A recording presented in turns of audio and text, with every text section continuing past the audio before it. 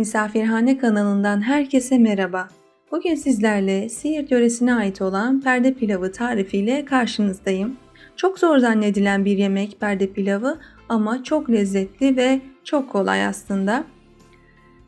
Ben önce hamuru yapmayla başlayacağım çünkü hamurun dinlenme süresini uzun tutmak istiyorum. Hemen kabıma bir yumurta, yarım paket kabartma tozu, 3 yemek kaşığı yoğurt,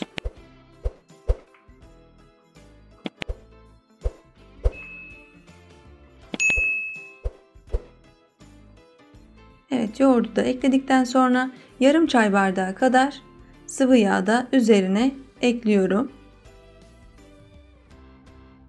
Kesinlikle pişman olmayacağınız bir tarif ve hala denemediyseniz denemenizi tavsiye ediyorum. Evet, yağı da hemen üzerine aktardıktan sonra bu malzemeleri iyice çırpıyorum.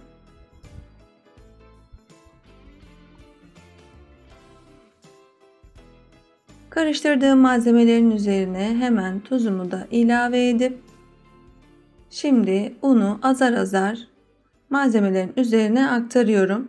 Ben 3 su bardağı un olarak belirttim. Ama sizin yumurta büyüklüğü, yoğurdunuzun kıvamı bunu etkileyecektir. O yüzden kesinlikle unu kontrollü bir şekilde ekleyin. Zaten kıvamı kulak memesi kıvamında olacak. Ne sert ne yumuşak bir kıvam. Gördüğünüz gibi hemen şöyle elimde göstereyim. Evet. Şimdi hamurumuzu dinlenmeye bırakabiliriz. Hamurumuz dinlenirken biz de iç pilav harcımızı hazırlayalım. İç pilavı için malzemelerimizi hem yapıp hem de saymaya başlayalım. Ben tavuk göğsü kullandım. Ama ben kesinlikle tavuk butu kullanmanızı tavsiye ediyorum. Çünkü asıl lezzeti veren buttur ya da isterseniz göğüsle birlikte butu da kullanabilirsiniz. Şu an evde göğüs olduğu için direkt göğüsle yapmaya karar verdim. Evet, dilimlediğim göğüsleri de kenara alıp badem ve kuş üzümünü sıcak suda bekletebilirsiniz. Ama ben direkt cezveye aktarıp kaynamasını sağlayacağım.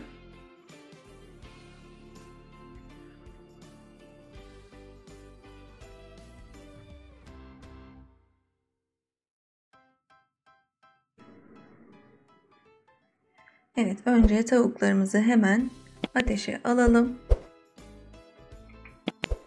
Tencereye aktardığım tavuğun üzerine biraz tuz ekledikten sonra suyunu çekene kadar pişmesini sağlayalım.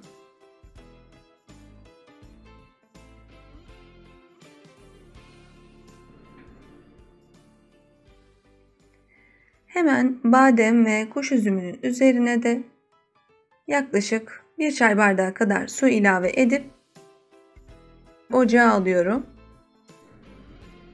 Kavrulmuş badem kesinlikle tercih etmeyin. Ne kadar sıcak suda bekletirseniz veya ne kadar kaynatırsanız maalesef kabuklarını soyma olasılığı çok az.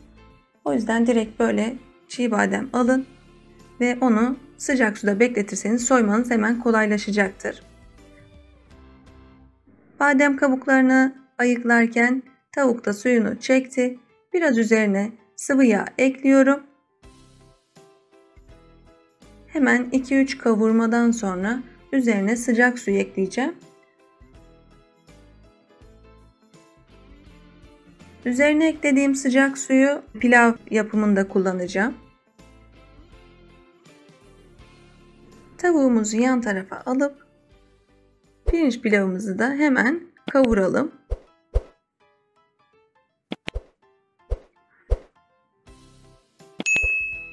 Bir yemek kaşığı kadar tereyağı, 3-4 yemek kaşığı kadar da sıvı yağ ekliyorum.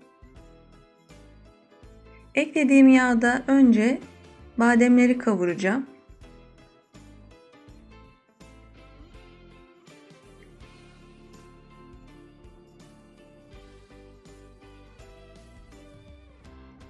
Evet, bademler kavruluyor. Üzerine hemen kuş üzümlerini de aktarıyorum.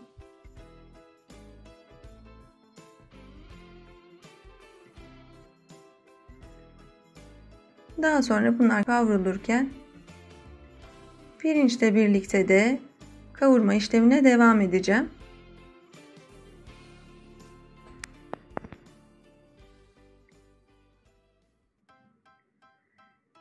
Evet, çok lezzetli bir tarif gerçekten.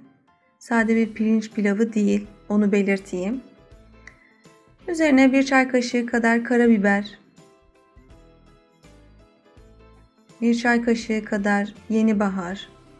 İsterseniz tarçın da kullanabilirsiniz. Damak zevkinize uygun, nasıl tercih ediyorsanız öyle kullanabilirsiniz.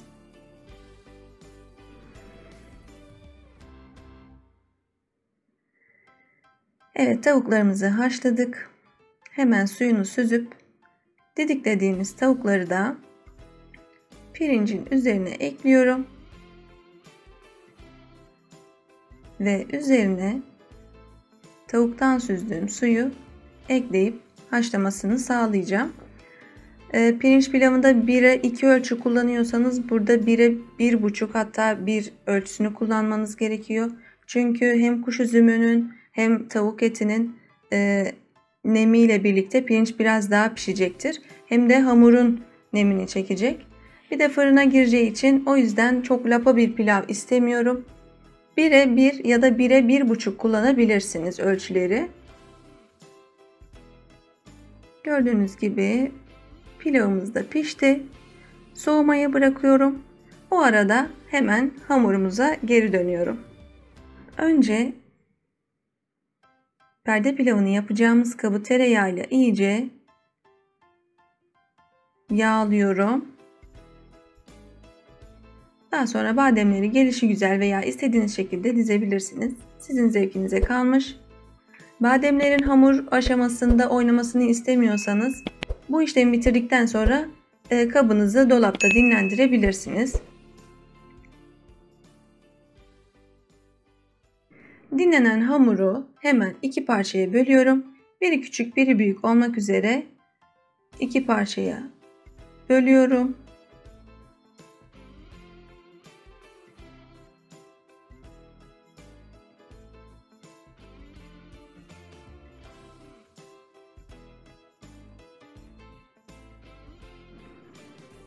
İki parçaya böldüğüm hamuru en büyüğünü açmaya başlıyorum.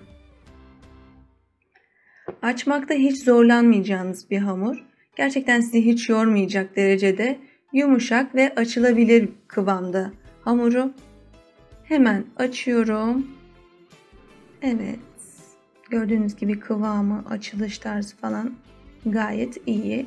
Köşeye aldıktan sonra dolapta dinlendirdiğim kabımı tekrar alıyorum.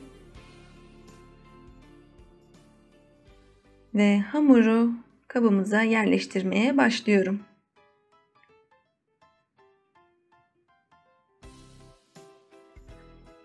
Hava boşluğu kalmayacak şekilde her tarafını iyice yerleştiriyorum. Gördüğünüz gibi bademler hiçbir şekilde bozulmadı, oynamadı. Hemen kapak kısmını da açıyorum.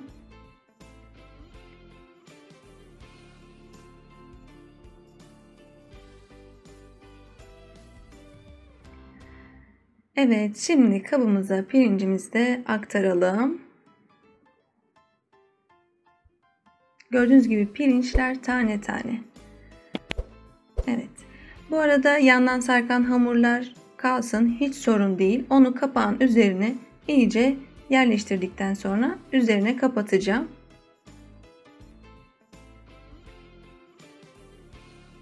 İyice kapattıktan sonra perde pilavımızı 180 derecelik fırında pişirmeye bırakıyorum.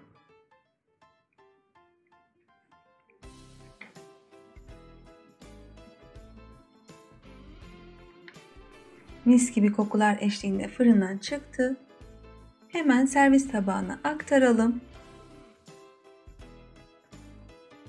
Bakalım nasıl olmuş.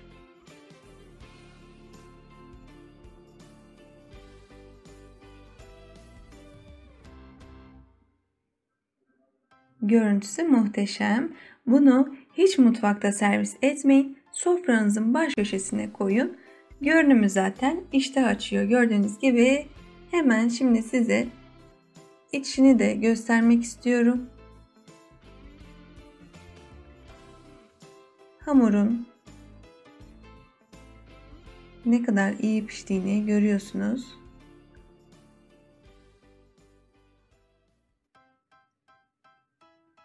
Evet, bakalım. Pirinçlerimiz hala tane tane. Bu sade bir pilav değil, bademiyle, tavuğuyla, kuş üzümüyle ve hamuruyla muhteşem, gerçekten muhteşem, efsane bir lezzet diyebilirim.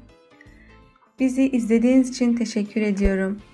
Videolarımızı beğenip abone olmayı ve bildirimleri açmayı unutmayın. Yorumlarınızı kesinlikle bekliyorum. Bir sonraki tarifte görüşmek üzere. Hoşça kalın.